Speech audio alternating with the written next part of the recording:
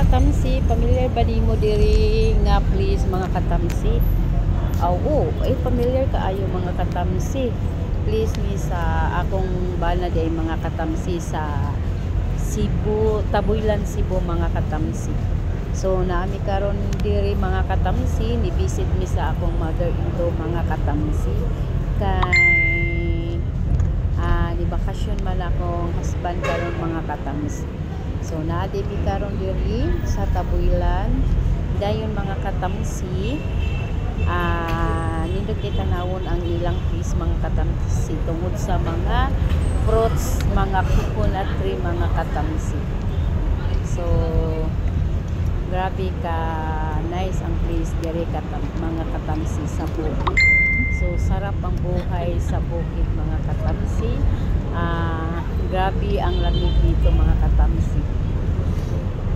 So yan ang place nila mga katamsi. So itour ko kayo sa Tabuilan, Cebu mga katamsi, sa place sa akong husband mga katamsi.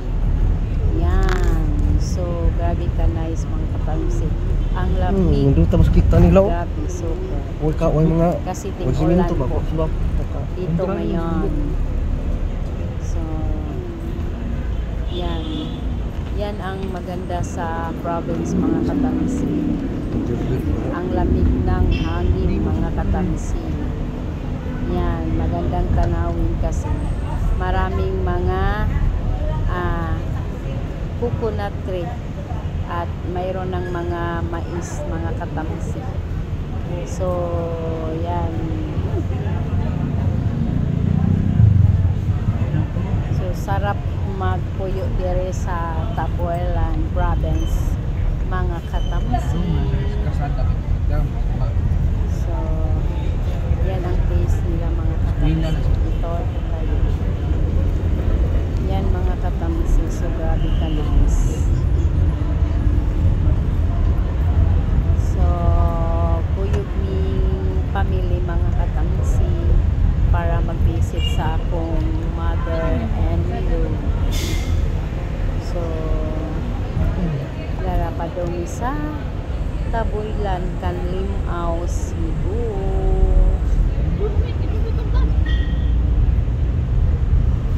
So tingnan lang yung mga katamsi.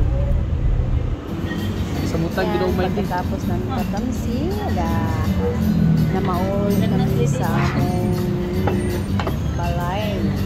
Dari sa Liloan, na napipang lunch mga katamsi. Ang bata ay social. Ang putanganan sa baw. Ang Diyos mga katamsi, feel niya coffee niya, sabaw niya. Yan.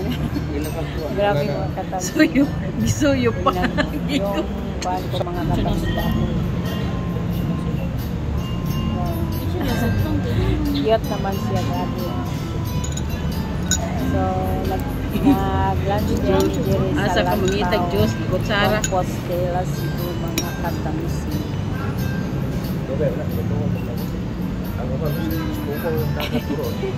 Yan, mga katamsi. Utang na rin ha? Daw. At yan ang niloy namin. Isa ng manok, tinula. Bihon, mga katamsi, special.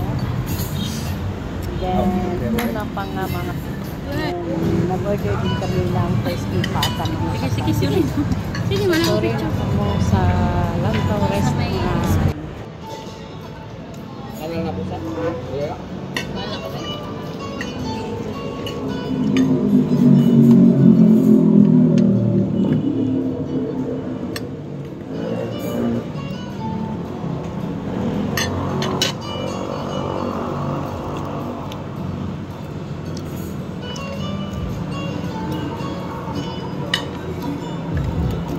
Crispy pata guys, naunta.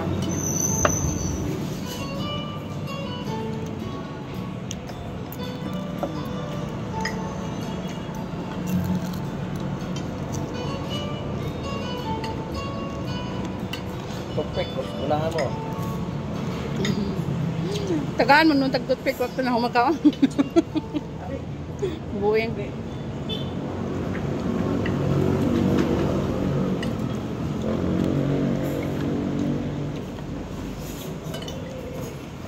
Ganyan mo.